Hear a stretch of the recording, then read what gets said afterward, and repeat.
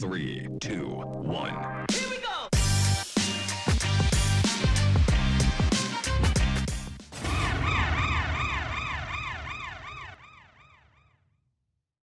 What's up, everybody? I'm Dante. I'm here with my dad. Welcome to a brand new episode of Walton Boyz, where today we're going to review the second episode of Loki. Make sure to like, comment down below. What do you think about the episode? Any comments or questions you have for us? Subscribe for more content coming soon. But yeah, let's start off like what our general thoughts were for the second episode of Loki. For me, I thought since the first episode was a lot of like setting up the TVA and like the characters and all that, I really feel like they could just like hit the ground running here in the second episode, and I feel like that's what they did. Continuing on like right where we left off, like who the Loki variant is, why are they like going around killing like all these like TVA agents and all that, like adding like new wrinkles to the story. I thought it was pretty good. We'll talk about like what their big reveal at the end a little bit later on, but what were your general thoughts on the episode? Yeah, it was okay. I mean, again, the first episode I was kind of, hesitant to like, but it definitely moved everything forward. That's all you want in a second episode, right? Right. Is to kind of back up the premise, and now I know exactly what this show's about. Yeah, I take it back. It's better than pretty good. It was really good. One thing I want to talk about, like one scene that was pretty interesting, was like the whole Renaissance Fair scene, like 1985 Wisconsin or something like that. Right off the bat, like some cool stuff that I noticed, like one is that Kate Berlant was there. Like they keep on adding this weird like comedic people that like the Eugene Cordero's here, now her. Like I feel like by the end of the series, Tim Robinson is going to show up somewhere in this show, like wearing a hot dog costume or something. I don't know. Random! Come on, really? Tim Robinson, yeah, he's going to be in here. Trust me. But other than that, they played Holding Out for a Hero. By the way, this is the third time in the past week that something has like used this song. It was in the Masters of the Universe trailer that came out last week. The Guardians of the Galaxy game trailer that came out this weekend during E3. Oh shit! And now right. this show. Yep. So I'm like, wow. I'm glad for Bonnie Tyler. I'm sure she's making bank off of this, but can we cool this song for a little bit? Man, I just want to throw some leg warmers on and start getting it, boy. I'm the hero. I wanted to do it, man, but it was the best. For me, that made me reminisce to a simpler time where anyone can get their jazzercise on and no one would even care. It's an interesting choice for a bunch of He-Man, I get it. That was perfect. Because wow, that He-Man trailer was crazy. I know we're not talking about He-Man, but that was a good trailer, right? I was digging it pretty hard, man. I was telling you it was gonna be cool, and you're like, the ultimate for me, I was like, so what are you gonna do with my man Orko? He looked like a real character. Yeah. Yeah, some magic, everything. I was all right, okay, all right then. Man at Arms. I was definitely digging it, bro. Watch me some He-Man. Who's gonna be Skeletor? Who's the voice of Skeletor in this motherfucker? That's Mark Hamill. Damn, fuck you, Mark Hamill. You are doing it, boy. Yeah, I know. Mark Hamill knows how to do it. Back to Loki. They showed how like the different variants of people. Showed an example of Loki. They can look totally different. They can have different powers and all that. And we like see like different examples, like a big, almost Hulk-looking Loki was there, like a Viking-looking Loki they showed. Mm-hmm. And like this Loki that we're facing off against in this show is like a female version, which has like these mind control powers, like without using like the Mind Stone or whatever. I was a little worried because the whole Rock's cart thing was a little slow. I was like, what's going on here? But yeah, it kind of paid off at the end though, right? Yeah. It had a lot of stop and go type action. It was like stop, go, stop, go, stop, go. But then, it went go, go, go, go, go. She even said that I don't want to be called Loki. So I'm just going to say Lady Loki for now. Like if they give it like another character name later on, I'll say that. But what do you think her plan is? Loki. What do you think Loki's plan is? Like, why did she like send like all those bombs like all over the different, like, if you see like different like, planets, different times, like all across the universe or whatever, like what do you think her purpose was for that? I don't know, man. Disruption. Let's make it crazy.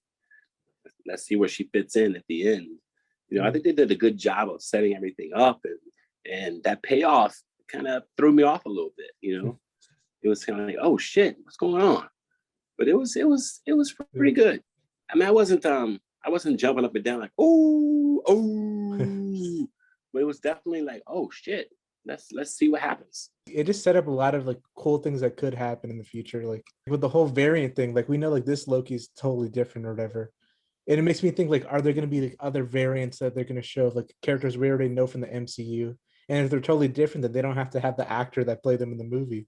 Like we could have a Thor variant that's not Chris Hemsworth or something. Well, no, you're right. To me, that seems like pretty cool. Like, okay, here's something I just thought of this actually.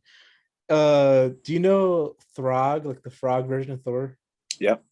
Imagine like something like that. They could totally show up. You don't even need to explain why it looks different. You already know it's a variant, but this version is just a frog or something. Well, that'd be cool. Like they team up or something. Like he's like, oh, I'm gonna team up with Thor or whatever, and he sees the frog, and he has to team up with that. Something like that. I don't know. The show's gonna be weird. I guess the best part about the way they went about it was it does leave open. Anything's in play, right? It can do anything, and it won't be out of the realm of possibility in this show. Like I really have doubts about like the whole timekeeper thing. There's something going up with her because the Renslayer, like the judge or whatever, she's like the only one that talks to them. Either like she's in cahoots with them, or they died a long time ago, they don't exist, or like they're really just like they'll be the villains at the end of the show. Something's up with them. Well, I mean, you gotta think like, so there's some connection, right, between what Lady Loki is doing and the timekeepers. There's gotta be something going on. I guess my only explanation is like she sent those bombs all over the place to like all the agents will go out across the universe and all that. So then like she can go and invade the TVA or something. Yeah. She didn't want to take over, but maybe she wants to confront the timekeepers herself, something like that. Have to see what they're really up to, man. What's going on? Expose them, show themselves. Maybe both Lokis will team up or something. They'll see like they both have like a common enemy or something against like, the TVA by the end. That'd be kind of cool. Or maybe I don't. There's so many things. I don't want to get like all like Mephisto like in WandaVision, but Kang the Conqueror. Well, is that going to be set up or I don't know. Really? I don't know if Kang's going to show up in the show, but at least be set up. Because it's all about like time and timekeepers and Renslayers in here, Ravonna Renslayer. And anyone that played Lego Marvel Superheroes 2 knows that they're in cahoots with each other. Yeah. Or maybe probably they're at the comics. Yeah, I think it's gonna be a whole Thor disassembled kind of feel to it, which I think is pretty cool. I mean, that if this ties into what they're doing right now in the MCU, it totally makes sense. It kind of opens up the realm of possibilities to make sure that everything that comes up after it is not outlandish, right? So I mean, everything's in play. There's something up with like all the TVA people too. I have like a weird theory, and I don't know if I'm like reading too much into it, but you know how they had like the whole conversation in the cafeteria between like, oh, he said that the timekeepers created us and our purpose is just to like to do whatever as they dictate. Like I have a feeling that that's actually not true, and maybe Mobius doesn't even know it because there's this weird thing with like him and like stuff from the 90s. Like he always drinking that Josta energy drink, and he's talking about like in the early 1990s, like they had like the perfect form of transportation, jet skis or whatever. Like maybe all the people working there were variants that instead of erasing them, they forced them to work at the TVA and like erase their memory, but some of it still lives in their subconscious or something. And maybe he was taken from the 90s or something like that. Yeah, you know what I thought? So something's going on, you know. So being taking the comic geek angle, right? Yeah. So that's Sylvie, right? Who is the Lady Loki, quote unquote. My thing is, so Loki can actually create these magical creations, right? Of himself. So what if that's what happened? What if the whole thing is based on the real Loki, and all these variants you're seeing, and you may see in the future, including Lady Loki, are just like creations of the regular Loki. So it's gonna come back down to like, oh, you gotta extinguish the real Loki. I think Loki's gonna die, but I think his creation, quote unquote, will live on. Yeah, that makes sense actually, because they even like went through like not the trouble, but they did mention saying like, oh, like there's difference between like illusion projection and like duplication and all this other stuff that they could do. Yeah. Correct. Because if anyone's anyone, you're me. Yeah, something's going on here. Well, I think you're gonna see Kid Loki. Oh, I want to see all different types of Loki. Well, think about it. So, okay, so WandaVision, Right. right? So you got to see Wiccan. Mm-hmm. Yes. Oh, right? I see. Yeah, I know what you mean. Yeah. Falcon and Winter Soldier, you saw Patriot. Patriot, they're gonna set that up later on. Yeah. Right. So it'll be like a Young Avengers thing. So Yeah, now you can bring Kid Loki. Yeah, and they're doing Hawkeye with Kate Bishop. There you go. And Cassie and Ant-Man. See? Young Avengers. Definitely, I feel like Young Avengers is coming. But you think Kid Loki is going to be part of that? I mean, if you're gonna look at you got 3 other Young Avengers or 4 other. Why not, man? Bring that Young Avengers thing in there. Young Avengers. That way you can keep that whole Avengers storyline going without these old ass Avengers. Look, MCU has to go on, but in 2 movies, I'm gonna be tired of seeing Mark Ruffalo. What? I'm gonna need some other shit. So yeah, so you have Iron Lad. Then you can bring. I don't know if they're gonna do it like that. I mean, but think about it. You can do anything now, man. Because look, if you're gonna have King the Conqueror, wasn't Iron Lad? Did he become King the Conqueror? Yeah, but I don't. We don't even have the Fantastic Four yet. Yeah, who cares? They're gonna change it up. His origin. Booey. They're gonna change up his origin. Or maybe these different types of Kang are gonna be variants too.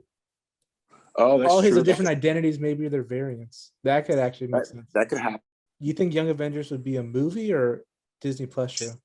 I think it'll be a movie. I think that'll be the new Avenger kind of. Oh, and I almost forgot Miss Marvel. That's a show coming out too. Is it really? Yeah, Miss Marvel is coming out this year. Oh, well, there you go. Boom. Wow, that'd be cool as shit. But yeah, we'll see. We'll see. And I think they're only going to use the Young Avengers that resemble the other Avengers. Yeah, kind of like the next generation. But, back to Loki, though, it leads you into all these other things. Nothing is sacred now. You can cross canon, cross universe. Like, let's do it. Oh, you think this is how they're going to explain mutants at all? Or are they saving them for another time? No. I don't think so. I think that's another phase, man. You can do a whole mutant phase. But I like that. I can't wait for the next episode, really, to be honest, to see. Yeah, I know. Because there's only 6 episodes. It's only 6 episodes, right? So, I mean, I like the fact that, man, they treat it like 6 episodes. Like, there's no slow play. It's a slow play at the beginning of each episode so far, but then, like, boom, boom, boom, last 20 minutes, you get a lot of shit. Yeah, I have no idea what's gonna go on. That's the thing. Like, in some of the other shows, some of the things got spoiled because I read leaks and stuff. But for this show, I honestly have no idea what's gonna happen in the show. I have no idea. The whole purpose of this whole show was to introduce the concept of time, right? But the impact of time, right? The impact of variance, like on the entire universe, like what they could do, what havoc they could wreak. I'm interested, man. But I can tell you this though, in my mind, episode 3, that's it. That'll tell you whether this thing's gonna be good or not. That'll tell you, man, like if they're gonna make sense or not make sense. It's gonna go off the rails. It's gonna stay on the rails. I mean, we'll see. Like it feels like each episode they're like ripping off new layers and layers and adding more wrinkles to the story. Like episode 3, like I feel like by the end of it, like something big is going to be revealed or something, and it's going to be really cool. Yeah, I agree. I can't wait. I'm excited. Yeah. I like it though. Grab my coffee, watch me a little Disney Plus. I mean, it's the only reason I go to Disney Plus. I mean, because now the Mighty Ducks are over. There's no reason to go there anymore. You got to watch Big Shots with John Stamos. So I saw 30 minutes of the first episode. I wanted to stab myself in the big toe. I like that show. Yeah, because you're not right.